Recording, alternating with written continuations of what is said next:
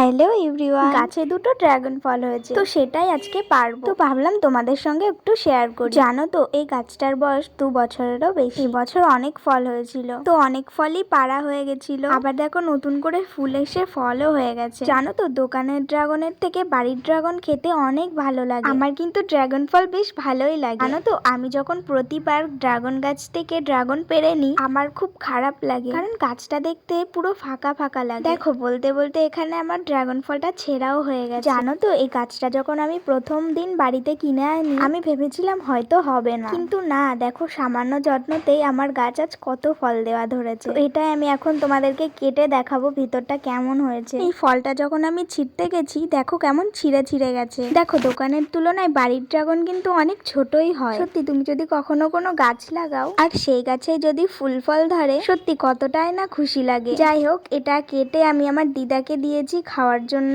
তো দিদা তো কোনোদিন খায়নি, তাই বলছে এটা আবার কি ফল। তো চলো টাটা।